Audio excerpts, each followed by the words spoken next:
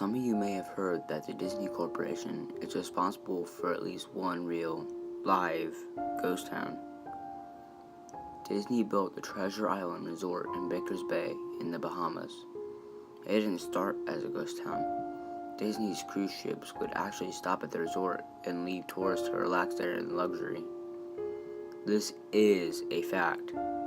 Look it up. Disney blew $30 million on the place. Yeah, no joke. $30 million. Then they abandoned it. Disney blamed the shallow waters, too shallow for their ships to safely operate. And there was even a blame on the cast of the workers, saying that since they were from the Bahamas, they were too lazy to work a regular schedule. That's where the factual nature of their story ends. It wasn't because of the sand, and obviously it was not because the foreigners are lazy. Both are convenient excuses. No, I sincerely doubt those reasons were legitimate. But why won't I buy the official story? Because of Mawli's palace. Near the beachside city of Emerald Isle in North Carolina, Disney began the construction of Mawli's palace in the late 1990s. The concept was a jungle-themed resort with a large, you guessed it, palace in the center of the whole thing. If you're unfamiliar with the character of Mawli, then you might better remember the story, The Jungle Book. If you haven't seen it anywhere else, you'd know it as a Disney cartoon from decades past. Mawli is an abandoned child in the jungle, essentially raised by animals and simultaneously threatened and pursued by other animals. Mawli's palace was a controversial undertaking from the start. Disney bought up a ton of high-priced land for the project, and there was actually a scandal surrounding some of the purchases. The local government claimed eminent domain on people's homes, then turned around and sold the property to Disney. At one point, a home that had just been constructed was immediately condemned with little to no explanation. The land grab by the government was supposedly for some fictional highway project. Knowing full well that it was going on, people started calling it Mickey Mouse Highway. Then there was the concept art.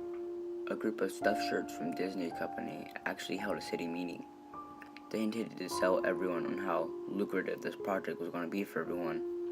When they showed the concept art, this gigantic Indian palace, surrounded by jungle, staffed with men in lemon and lion cloths and tribal gear, well, suffice to say, everyone flipped their shit. We're talking about a large Indian palace, jungle, and lion cloths, not only in the center of a relatively wealthy area, but also somewhat xenophobic area of southern USA. It was a questionable mix at that point in history. One member of the crowd tried to storm the stage, but was quickly subdued by security after he managed to break one of the presentation boards over his knee. Disney took that community and essentially broke it over its knee as well. The houses were razed, the land was cleared, and there wasn't a damn thing anyone could do or say about it. Local TV and newspapers were against the resort at the beginning, but some insane connection between Disney's media holdings and the local venues came into play, and their opinions turned on a dime. So anyway, Treasure Island, the Bahamas. Disney sunk those millions in and split. The same thing happened with Mawli's palace. Construction was complete. Visitors actually stayed at the resort. The surrounding communities were flooded with traffic and the usual annoyances associated with an influx of lost and irate tourists. Then it all just stopped. Disney shut it down and nobody knew what the hell to think, but they were pretty happy about it. Disney's losses were pretty damn hilarious and wonderful to a large group of folks who didn't want this in the first place. I honestly didn't give the place another thought since hearing it closed over a decade ago. I live maybe 4 hours from Emerald Isle, so I only heard the rumblings and didn't experience any of it firsthand. Then I read this article from someone who had explored the Treasure Island Resort and posted a whole blog about all the crazy shit he found in there. Stuff just left behind. Things smashed, defaced, probably ruined by the disgruntled former employees who had lost their job. Hell, the locals from all around probably had a hand in wrecking that place. People there felt just as angry about Treasure Island as the folks here did about Mowgli's palace. Plus, there were rumors that Disney had released their aquarium stock into the local waters when they closed, including sharks. Who wouldn't want to take a few swings at some merchandise after that? Well, what I'm getting at is that this blog about Treasure Island got me to thinking. Even though many years had passed since its closing, I figured it might be cool to do some urban exploration at Mowgli's palace. Take some photos, write about my experience, and probably see if there was anything I could take home as a memento. I'm not going to say I wasted no time in getting there, because honestly, it took me another year after I first found that Treasure Island article to get around going up to Emerald Isle. Over the course of that year, I did a lot of research on the Palace Resort, or rather, I tried to. Naturally, no official Disney site or resource made any mention of the place. That had all been scrubbed clean. Even odder, however, was that nobody before myself had apparently thought to blog about the place or even post a photo. None of the local TV or newspaper sites had one word about the place, though that was to be expected since they had all swung Disney's way. They wouldn't want to be out there lauding their embarrassment, you know? Recently, I learned that corporations can actually ask Google, for example, to remove links from search results, basically for no good reason. Looking back, it's probably not that nobody spoke of the resource, but rather their words were made inaccessible.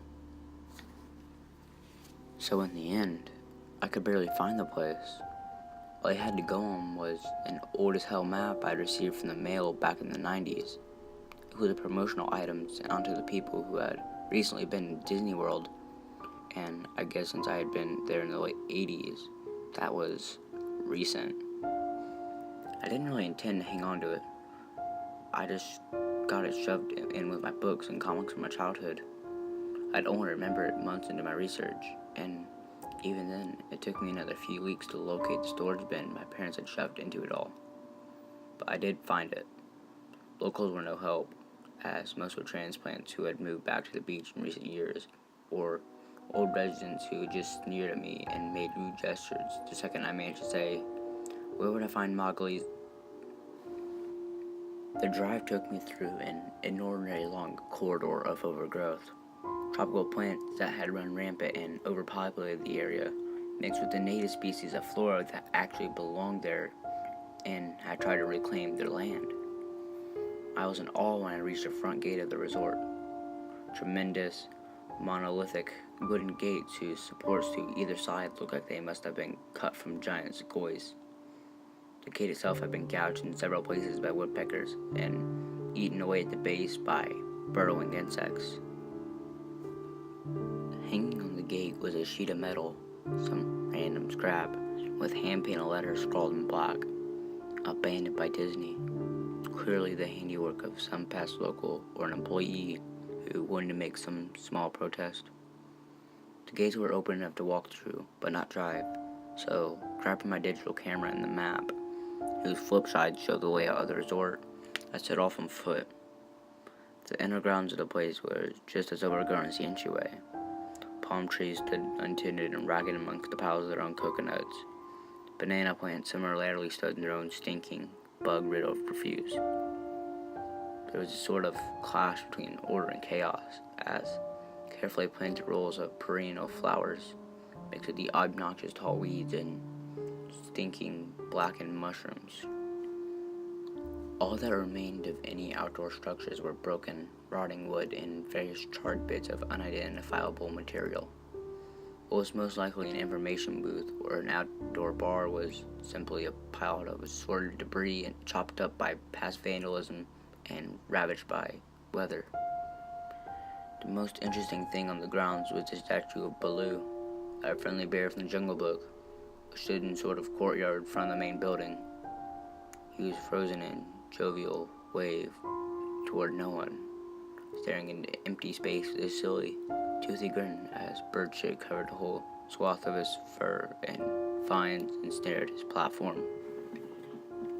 I approached the main building, the palace, only to find the outside of the building covered in graffiti where the original paint hadn't been peeled and chipped away.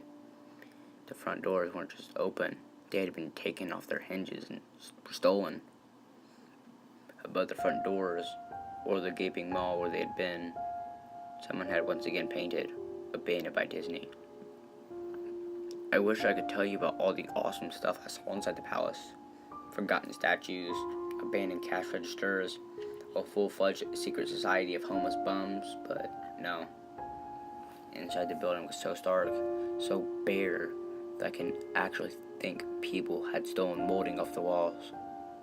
Anything that was too big to steal, counters, desks, giant fake trees, they were all resting amid the empty echo chamber that amplified my every step like a slow rat-a-tat-tat of a machine gun. I checked the floor plan and headed to all the locations that may seem interesting in any way. The kitchen was as you'd imagine, an industrial food prep area with all the appliances in space, no expenses spared. Every glass surface was broken, every door knocked off its hinges, every metal surface kicked and dented. The entire place smelled like very old piss. The huge freezer, not even remotely cool now, had row upon row of empty shelf space, hooks hanging from the ceiling, probably for hanging cuts of meat. And as I stood inside for a moment, I noticed they were swinging. Each hook swung in a random direction, but their movements were so slow and small, it was almost impossible to see. I figured it had been caused by my footsteps, so I stopped one from swinging by clutching it in my fist, then carefully letting go, but within seconds, it started to swing once more. The bathrooms were in much the same state as the rest of the place. Just like the Treasure Island resort, someone had methodically smashed each porcelain commode with coconuts and other implements. There was about half an inch of rancid, stinking, stagnant water on the floor, so I didn't stay there very long. What's odd is that the toilets and the sinks, and the bidets in the ladies' room, yes, I went there, all dripped, leaked, or just ran freely. It seemed to me like they should have shut the water off long ago. There were plenty of rooms in the resorts, but naturally, I didn't have time to look through them all. The few I did peer into were similarly wrecked, and I didn't expect to find anything in there. I thought there was actually a television or a radio in one room, as I really think I heard a quiet conversation coming out.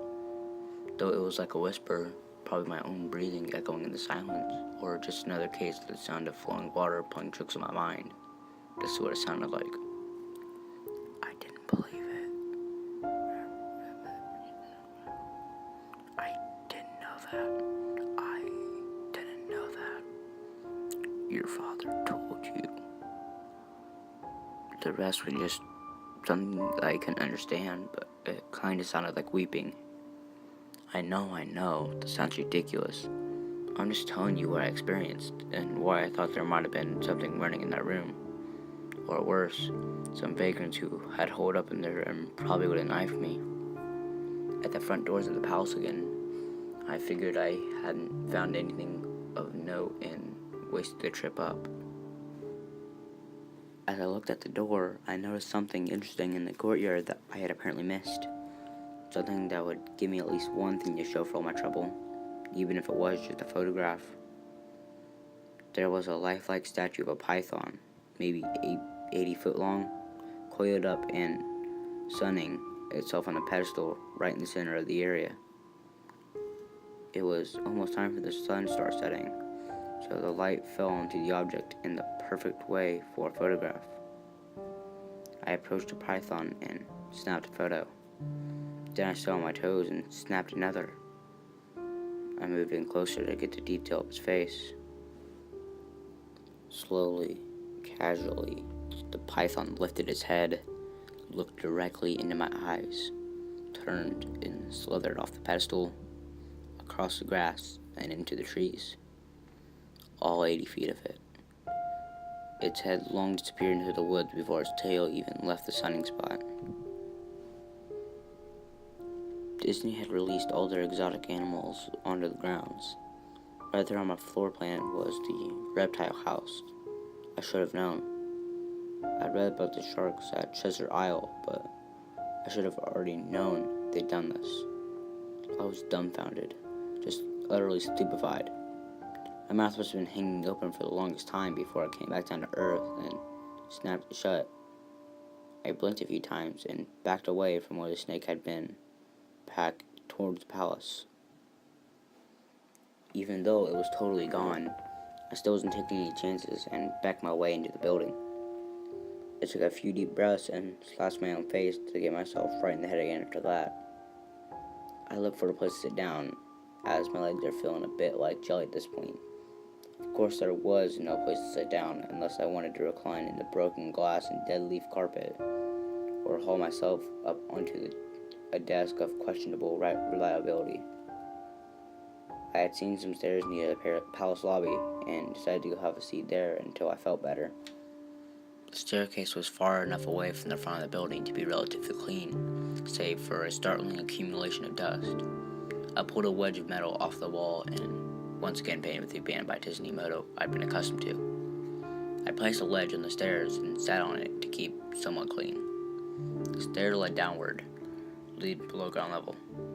Using my camera flash's sort of improvised flashlight, I could see that the staircase ended up in a metal mesh door with a padlock. A sign on the door, a real sign, read, "Mascots only, thank you." This perked up my spirits a little bit for two reasons. One, a mascots only area would definitely had some interesting stuff back in the day. Two, the padlock was still in place. Nobody had gone down there. Not the vandals, not the looters, nobody. This was the one place I could actually explore and perhaps find something interesting to photograph or wantonly steal. I had come to the palace essentially arguing with myself that it was okay to take anything I wanted because, hey, abandoned. It didn't take much to bust a lock. Well, actually, that's wrong. It didn't take much to bust a metal plate on the wall that the padlock was hooked onto. Time and decay had done most of the work for me, and I was able to bend the metal plate enough to pull screws out of the wall. Something nobody else apparently thought of or hadn't been able to do at the time. The mascots only area was startling and very welcome change to the rest of the building scene. For one, every second or third flashing light over them was illuminated, even though they flickered and faded randomly. Also, nothing had been stolen, broken, even if age and exposure were definitely taking their toll. Tables had notes, pads, and pens. There were clocks, even a punch-in clock on the wall, complete with filled-out time cards. Chairs were scattered around, and there was even a small break room with an old, static-filled television and long rotted-out food and drink on the counters.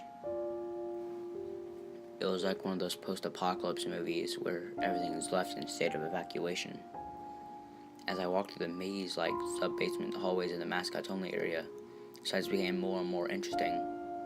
As I went further, desks and tables were knocked over, papers scattered and almost melted with the damp floor, and the carpet and mold was slowly overtaking the real rotting crimson floor covering. Everything was just sort of squishy. Anything wood disintegrated into mush when I applied even the least amount of force, and clothing item hanging on the hooks in one of the rooms simply fell into moist threads if I tried to unhook them. One thing that annoyed me was the light was becoming more sparse and unreliable as I went further into the dank, suffocating depths of the place. Eventually, I reached a black and yellow striped door with the words, Character Prep 1, stenciled on it. The door wouldn't open at first. I figured this was probably where the costumes were kept, and I definitely wanted a photograph of that twisted, stinking mess. Try as I might, whatever angle or trick I tried, the door wouldn't budge. That was until I gave up and started walking away. That's when there was a slight popping sound, and the door creaks open slowly. Inside the room was completely dark, pitch black. I used the camera flash to look for a light switch in the wall by the door, but there was nothing. As As I made my search, I was jarred out of tens of excitement by a loud electrical buzz. Rows of lights overhead suddenly flashed to life, flickering and fading in and out like the rest I had passed. It took a second for my eyes to adjust, and it seemed like the light was going to keep getting brighter until all bulbs explode. But just when I thought it had reached a critical stage, the lights dimmed a bit and steadied. The room was exactly as I pictured it. Various Disney costumes hung on the wall, fully put together like strange cartoon cadavers hung from invisible nooses. There was an entire rack of line cloths and native clothes hanging towards the back. What I found odd, and what I wanted to take a picture right away of, was a Mickey Mouse costume in the center of the room. Unlike the other costumes, it was lying on its back in the center of the room like a murder victim. The front of the costume was rotting and shedding, creating bare patches. What was even odder, however, was the coloring of the costume. It was like a photo negative of the actual Mickey Mouse. Black where he should have been white, white where he should have been black. His normal red overalls were light blue. The sight was off-putting enough that I actually put off photographing the thing until last. I took a picture of costumes hanging on the walls, upward angles, downward angles, side shots to show entire row of frozen, putrid cartoon faces, some with plastic eyes missing. Then I decided to stage a shot. This is one of those bed-wrangle characters' heads on a slick, grimy floor. I reached for a Heppaboyz Donald Duck costume and carefully removed it so the thing wouldn't fall apart in my hands. As I looked into the face of a wide, two-eyed motoring head, a loud clattering sound made me jump with fright. I looked down at my feet, and there between my shoes was a human skull. It had fallen out of the mascot head and shattered into pieces at my feet. Only the empty face and the lower jaw remained, staring up at me. I dropped the duck head immediately, as you'd expect, and moved to the door. As I stood in the doorway, I looked back to the skull on the floor. I had to take a picture of it, I had to. For any number of reasons that may seem silly, but only if you don't think it through. I need proof of what happened, especially if Disney was going to somehow make this go away. I had no doubt in my mind, right from the start, that even if this was gross negligence, Disney was responsible for this. That's when the Mickey Mouse, that photo negative, opposite Mickey in the middle of the floor, started to get up. First sitting up, then climbing to its feet. The Mickey Mouse costume, or whatever was inside of it, stood there at the center of the room, its fake face staring directly into mine as I mumbled, "No," over and over. The shaking hands and a violently thrashing heart and legs that would once again turn to jelly. I managed to lift the camera and aim at the opposite creature, now quietly sizing at me. The digital camera screen displayed only dead pixels in the shape of the thing. It was a perfect silhouette of the Mickey's costume. As the camera moved in my unsteady hands, the dead pixel spread, mirroring the screen wherever Mickey's outline moved to. Then the camera died, went black, quiet, and broken. I raised my eyes once again to the Mickey costume.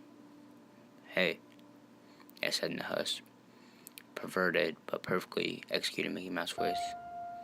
"Want to see my head come off?" It started to pull at his own head, working the clumsy, glove-clad hands around his neck with clawing, impatient movements similar to a wounded man trying to pull himself free of a predator's jaws. As it worked its digits into its neck, so much blood, so much thick, chunky, yellow blood. I turned away as if I heard the sickening tearing through cloth and flesh. Only cared about getting away. Above the doorway out of this room, I saw the final message called into the metal with bone or fingernails. "Abandoned by God." I never got the pictures out of the camera. I never wrote a blog entry about it. After I ran from that place, I fled for my sanity, if not my very life. I knew why Disney wanted anyone to know about this place. They didn't want anyone like me getting in. They didn't want anything like that getting out.